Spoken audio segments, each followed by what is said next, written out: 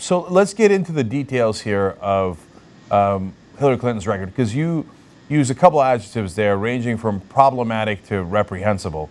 Yeah. Well, that's a broad range. Sure. So first, let's get into a relationship with Barack Obama, and right now, Obama seems to be supporting her, at least implicitly.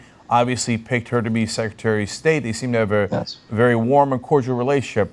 But it wasn't always so, and people forget what happened during the 2008 campaign. And honestly, I covered it. I covered every nook and cranny of it, every detail of it, and I had forgotten a lot of what had happened until I read your piece, and I said, "Oh my God, that's right, I forgot." And so, tell us some of the things that she had done while running against Obama that might be a cause for concern. Yeah, no, absolutely. So, of course, what was happening at the time is you had the right wing, kind of the Republicans talking about Obama as this other, right? Not American, born in another country. He's not Christian. He's, this kind of Muslim plant, let's say. And that was the atmosphere. What's interesting, and most folks don't know, and it's hard to connect the dots, some of that stuff actually originated from the Clinton campaign. There's this image that was floated around with Obama in a turban. And that was allegedly, and it took a while for the Clinton campaign to kind of in a soft way claim they didn't have anything to do with it. But they had surrogates out there basically saying, what's wrong? This is his native clothing, let's say. Stuff that, even John McCain, when at one of his rallies at a town hall, there was a woman who said, he's an Arab and he's a Muslim and so on. And, McCain said, look, first of all, that's not true. I know the man, and what we disagree on is policy. If you look at the way Hillary Clinton on 60 Minutes, when asked, do you believe Obama is a Christian? Her answer is basically like, well, I trust him. I believe him. I take him at his word. And then when given a moment to really clarify, wait, but do you believe, he's a Muslim? And she says, well, not as far as I know, right? So there's that kind of soft thing. But if you look at written materials from Mark Penn, part of the campaign plan was to actually kind of paint Obama as un-American, as not one of us. She appealed to white voters, talking about, some people, and these are white voters in kind of, red territory, more kind of, let's say, not as race-friendly territory. And she said, some people call you swing voters. I call you Americans, right? And she talks about white, hardworking Americans, essentially as the true Americans. And so this was a theme throughout the campaign.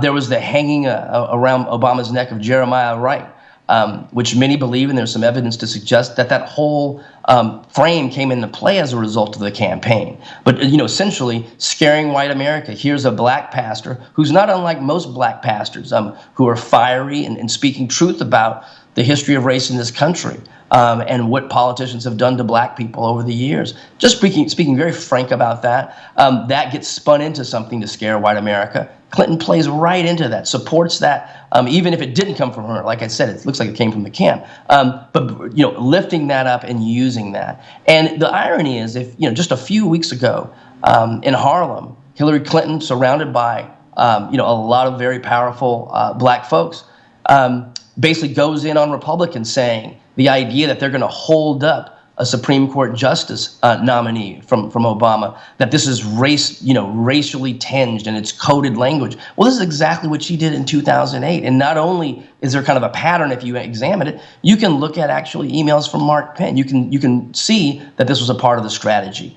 And I remember, just like you, I was in the trenches at the time, working, running Color of Change.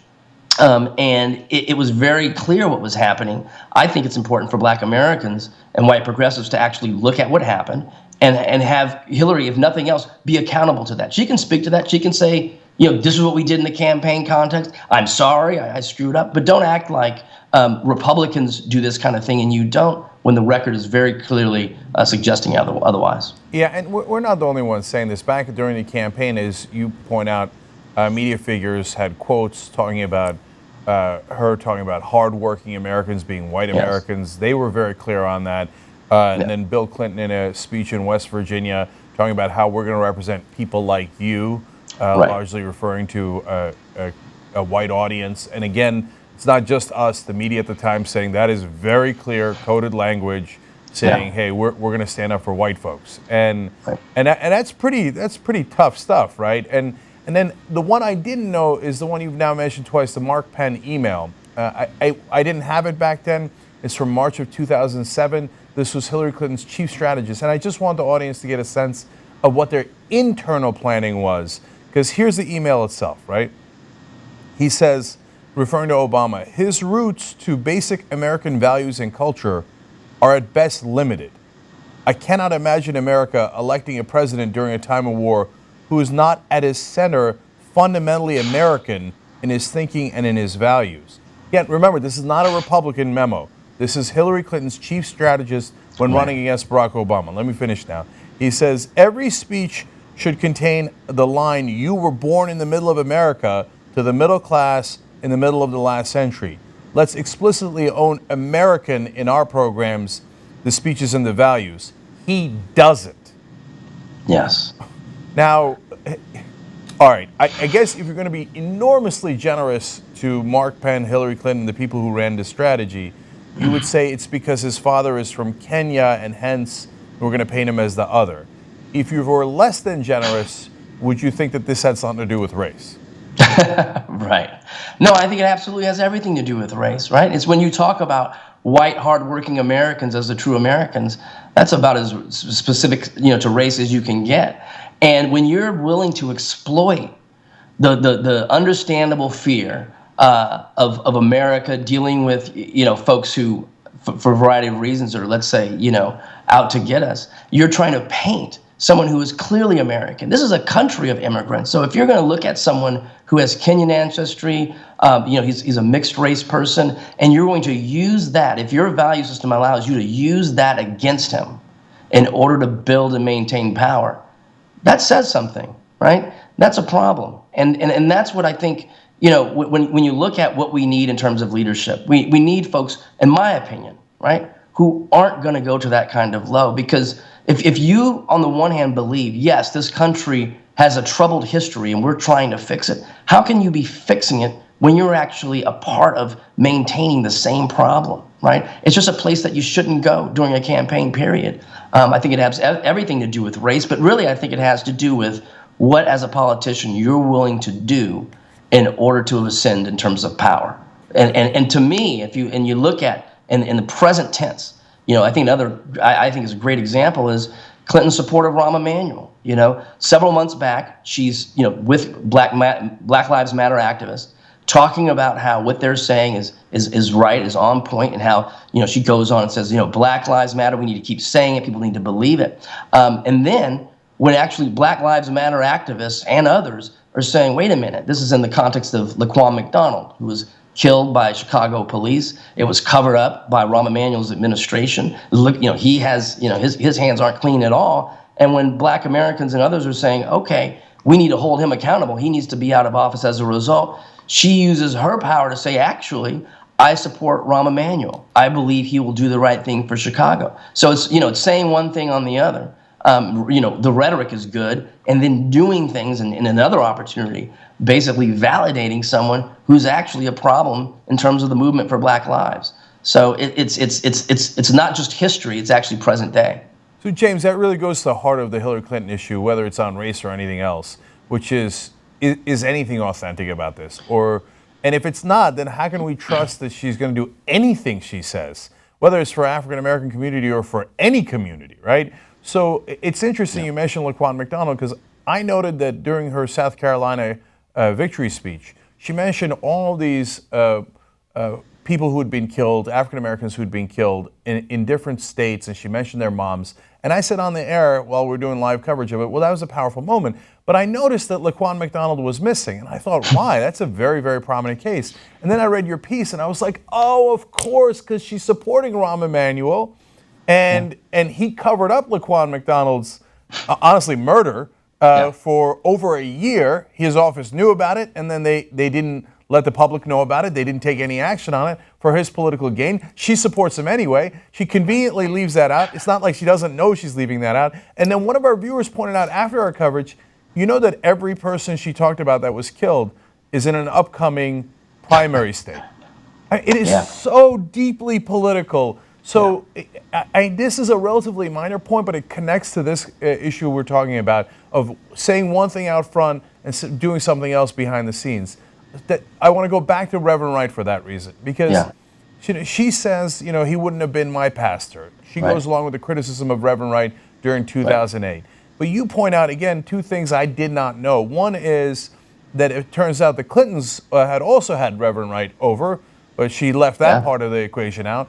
And more importantly, that her campaign might have had something to do with Reverend Wright then coming back onto the scene during that election season when it looked like that controversy had died down. Right. Dive into that for me, because I think it goes to show what's actually happening behind the scenes and what their real intentions are. Yeah, absolutely. So, going back to that situation, Obama gave this speech about race, the history of race in this country, and, what America needs to be and the road to get there. A beautiful speech. And that, many of us believed kind of put the Jeremiah Wright issue behind him. Clinton leaned in after that, still saying, he would not be my pastor. And then after you thought the whole thing was over, here he is. Here's Jeremiah Wright at the National Press Club. And that's when he really kind of hangs himself, and by extension creates another problem for Obama. And what is not widely known is that actually a Clinton big surrogate and supporter is the one who actually booked him, basically put it together for him to appear at the National Press Club, giving him a stage to create yet another peg that damages Obama. And that's not known. And this speaks to, like you said, the political machinery that's in play. And, I understand, successful politicians have a variety of tactics that, that there's strategy that is deployed and surrogates are deployed in interesting ways to make things happen. But there need to be boundaries, right? And when you're exploiting, like I said, you're taking this black pastor who happened to be, I believe, Oprah's pastor. And, one of the things about that church is you have folks who are, folks in the streets, and you have folks who are like the Obamas and Oprah who are at this church. This is a minister who's talking truth in a lot of ways. If you look at, and I know we'll get back to what you said, but if you look at the sermon that was the problem, right? He said, "God damn America."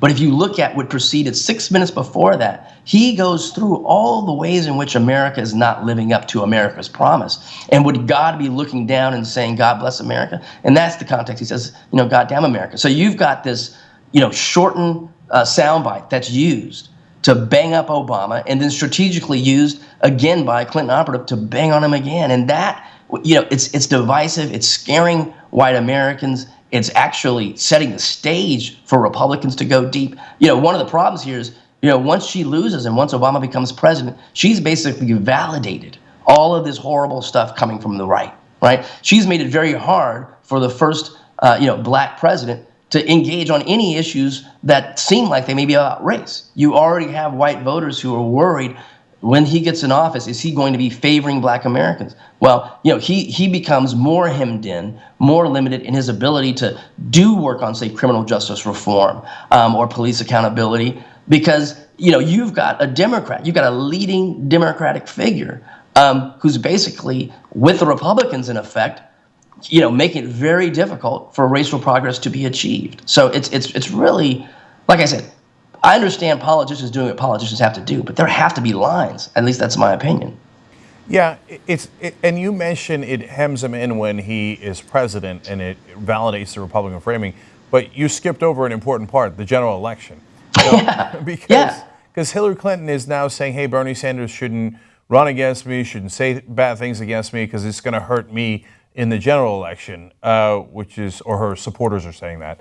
Which is, well, kind of presumptuous, as she was in 2008. Right. But she was willing to go to at the bottom of the deck, as Johnny Cochran, used to say. In hurting Barack Obama and his general election, chances, and doing it, when talking about racial issues. Right, and validating right-wing framing. So she did that back in 2008. So I'm not sure she stands has a leg to stand on in this case.